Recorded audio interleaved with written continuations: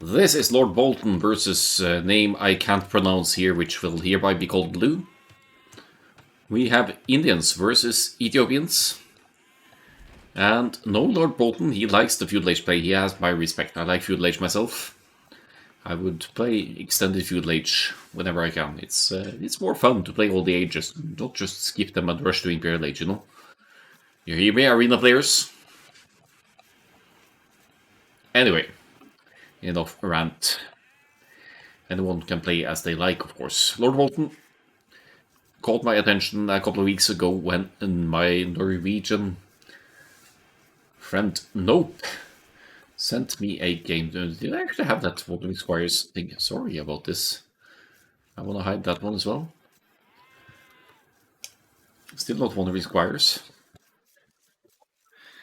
Caught my attention, Lord Bolton, with an extended feudal age play against Nope, a Norwegian player who generally likes to play a bit unconventionally, likes the infantry play. There's something with Norwegian players and infantry rushes, berserkers, militia, men-at-arms, whatever.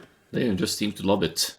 And but in this case, it was Lord Bolton doing an extended rush with the Ethiopians, no, with the Malians against the Ethiopians, which turned out to an extended Dark Age, extended Feudal Age, and Lord Bolton reaching Imperial Age Castle Age, sorry, at minute 53. Absolutely ridiculous game. It's on my YouTube already. I called it the craziest 1600 ELO game you'll see this year, or in a while.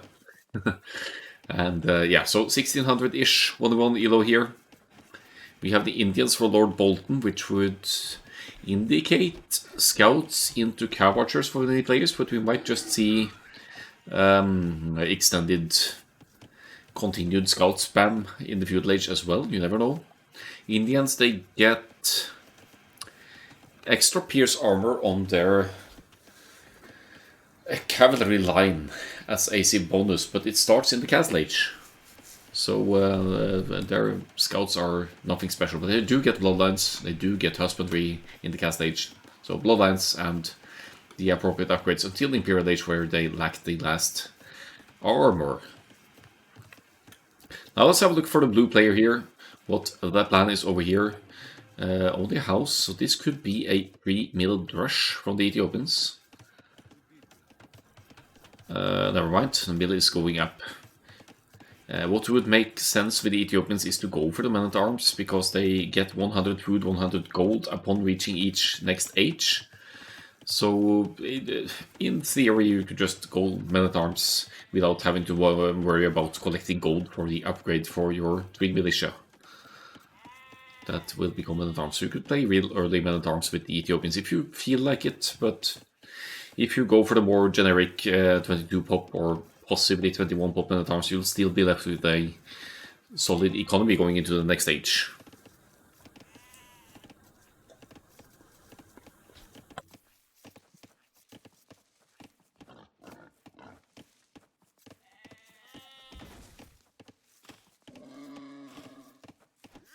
The game was entitled Bait That Crossbow Army, by the way, so I don't know what that means.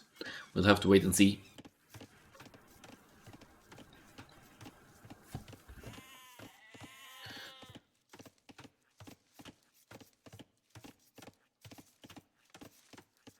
Just letting Lord Bolton know what's happening.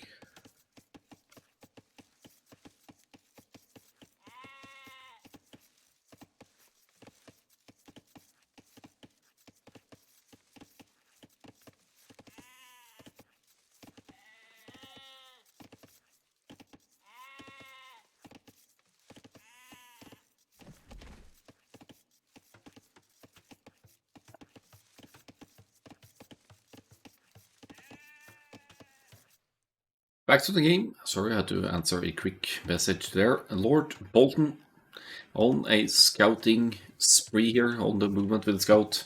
We'll see that the Ethiopian players is indeed planning a barracks. 2 villagers on gold as well. Tries to snipe the barracks building villagers here. Does delay the barracks, which is great value by all means. But it will be completed without much delay, maybe 5 seconds, whatever.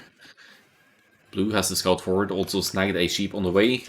And I think that's a deer carcass, not a villager, so we're fine here. No units harmed so far this game.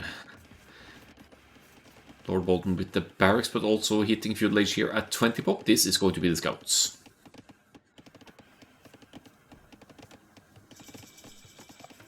Yep, stable, then house, then scouts production.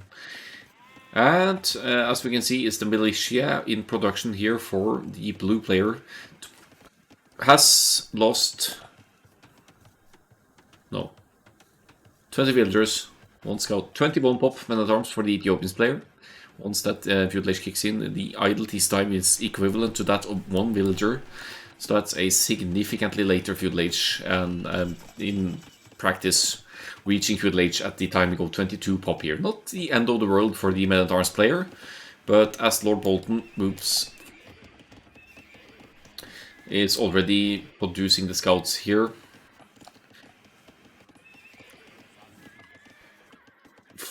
4 scouts should be sufficient to deal with the men-at-arms pressure. And it's not even in yet, so Lord Bolton could get some sneak hit in here or just snipe the blue scout here if he gets lucky. He is hesitant to engage with good reason. He'll want numbers. There's a spear mixed in as well, which could more easily snipe the enemy scout here. Good army micro from both sides here as the men-at-arms hit the wood line, and Lord Bolton will commit villagers to fight. We'll be losing 1 villager here, I think, to the men-at-arms that for some reason bugged out and didn't attack the villager. And he saves it. Good defense. Very good defense here from Lord Bolton. 3-1 KD, cleans out the men-at-arms before they can do much more than just idle the economy. And down he goes. And that's the end of the Ethiopians opening, not really doing much. Archers to follow up here. While Lord Bolton is ready to go out with the scouts, and the blue player will have to rely on small walls here to keep the aggression out. It's the big walls here is trying, but it's going to be too extensive to, by the time the scouts are in place here, the walls will not be complete at all. 4 scouts and counting 16 on food. Lord Bolton extending that farming economy is at 8 farms and still has berries to eat as well, so a very healthy food economy going here, keeping both the town center and stable working.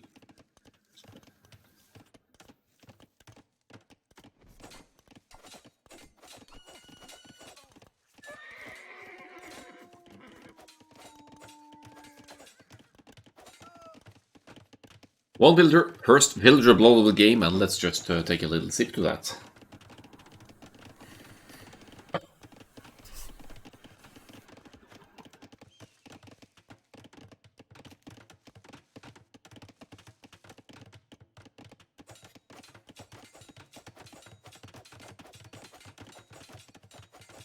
Team call.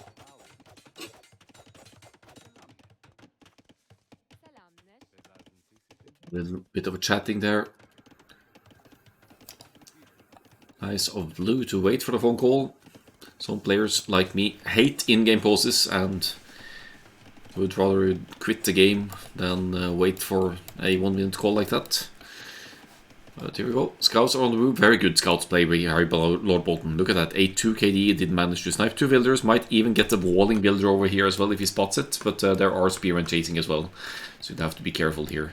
Linger around the walls here possibly to keep that aggression up. That's actually the... Nah, it's not the last bit of walling here. But it's some very compact walls for the blue player here as well. So unless you want to play scouts exclusively here, you could drop a tower forward and deny blue of gold, and there won't be any archers in the making for blue long term, or until the gold can be freed up. Scouts are annoying as heck anyway, so even if they just pound away at palisade walls, they'll force some kind of quick walling behind. Good reaction there, pulling the scouts away just in time for the spears not to get any hits in.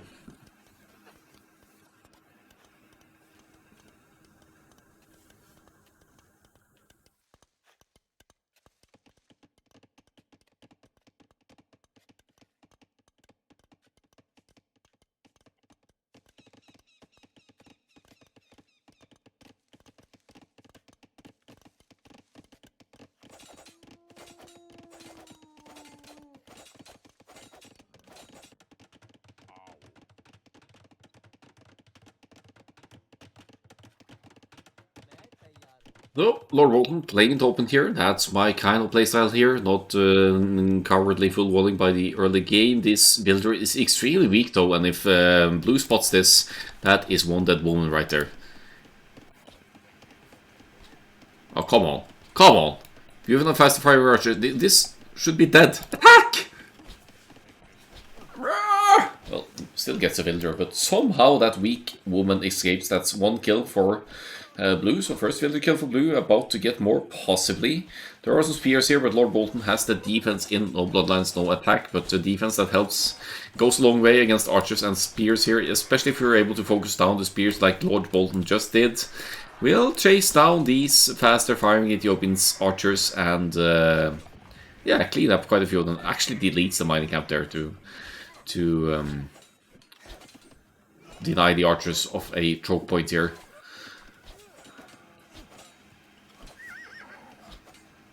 I mean, yes, scouts are going down, but archers cost gold and wood, scouts only cost food. So this is a fantastic trade for Lord Bolton here.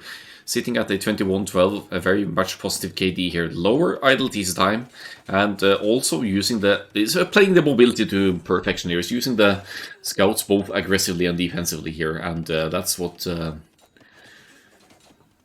scouts and mobility is all about. Good quick foundations there by blue, but Lord Bolton doesn't quite take the bait. Is able to escape that, doesn't get trapped, and as a result, blue player is very much idled here in the eco department. Look at the worker efficiency here, it's quite low. As more farms go down for Lord Bolton, and the second stable goes up to double up on the scouts production here.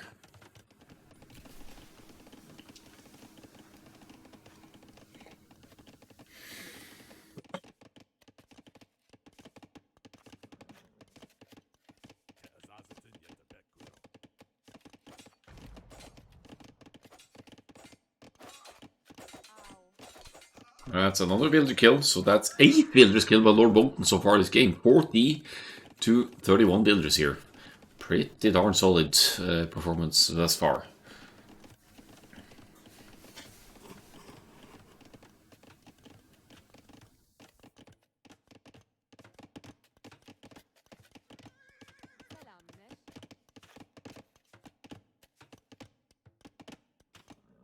So we keep one scout alive. There is a very much needed defensive tower from the Ethiopians on the main gold here. It's the only gold that blue has access to, so he needs to defend that somehow, just in case Lord Bolton decides to add some kind of ranged unit or even a forward tower here to deny blue of gold.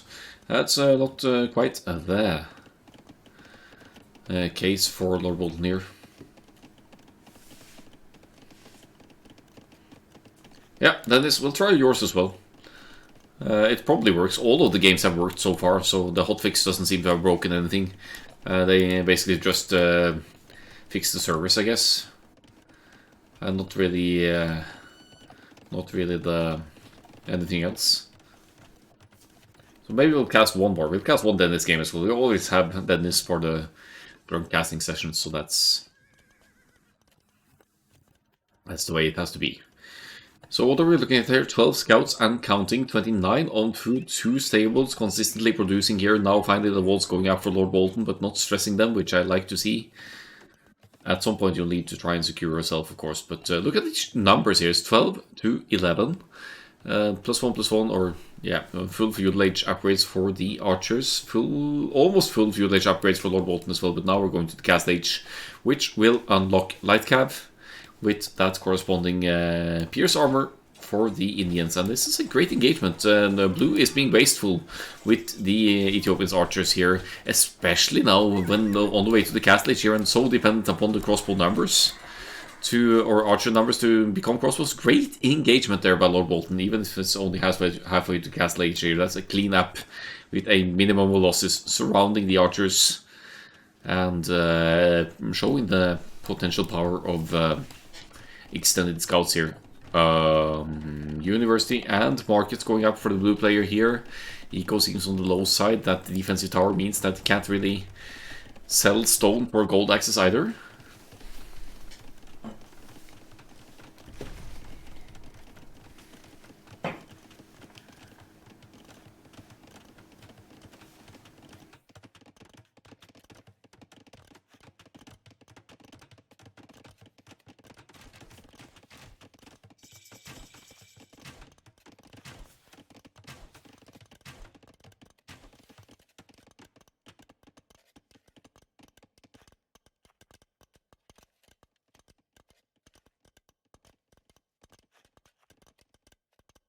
So we have crossbows in for the Ethiopians. We have 9 crossbows with triple rangers producing. That's a little bit thanks to the Ethiopians' resource boost of reaching the next stage as well. And 100 food, 100 gold. That's basically at least 2 archers. So it helps boost that early production a little bit, or getting the upgrades. Bodkin is in, as we can see. Lord Bolton, in the meantime, getting +2 defense, getting light cav, and as you can see, you should see now from the Indians bonus, is that the light cav have 2+3 pierce armor. So they'll definitely withstand the Ethiopian crossbows, even if they fire faster. What is this? These are palisade walls. The great palisade wall of Lord Bolton, all the way to the edge of the map here. And I mean, it's going to give a heads up if the enemy units come moving around this way, so why not? And it's also expensive with stone walls. Wouldn't be able to stone wall all this way with the 100 stone left in the bank here. But yeah, still fascinating sight to see massive feudal age or massive palisade walls at this stage in the game. We're going to do a little bit of kiting here. The crossbows out in the open again. No pikes mixed in here at all. Ballistics coming in. Ethiopians get instant pikemen, so the big brain move of blue here would be to make some spearmen on the way to the cast stage and have those pikemen at the ready against what is presumably a rather large mass of light cav. Lord Bolton again, much lower idle TC time here. 2 TCs going up to further boost that builder lead that he already has. 53 to 41 here. Slightly housed, but keeps that army lead going. Even if it's just light cav, it's still going to put up a decent fight against pure crossbows, because there are no spears mixed in here. Obviously, since it's light cav and not knights or cavals, you can't go for monks, because light cav have bonus attack against, or scouts line have bonus attack against monks, and also some longer conversion time.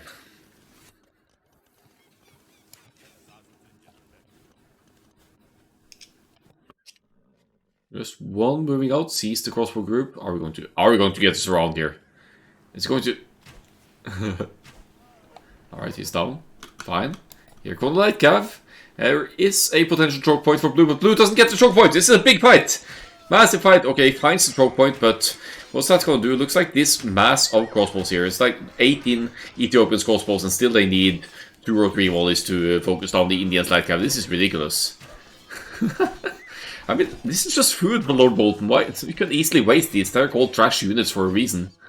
And they're just going to go down then, so say goodbye. I'm not going to stay in the choke point here and getting slaughtered. Just move forward and try to find a point of entry here. Again, that defensive and aggressive play at the same time. 35 military to 2 here now, and this might very well be GG.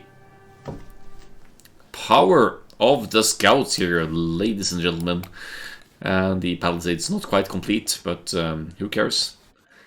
Blue lost all of the crossbow mass, lost the Ethiopians' advantage and strength here. Let's have a look at the stats here. 58 light cav to 50 crossbows as the most creative unit. Blue arguably being a little bit too sloppy with the armies here. The archers' mass to be lost several times to scouts, and now also crossbows moving to light cav, but that's a little bit thanks to that extra pierce armor of the Indians' cavalry units as well.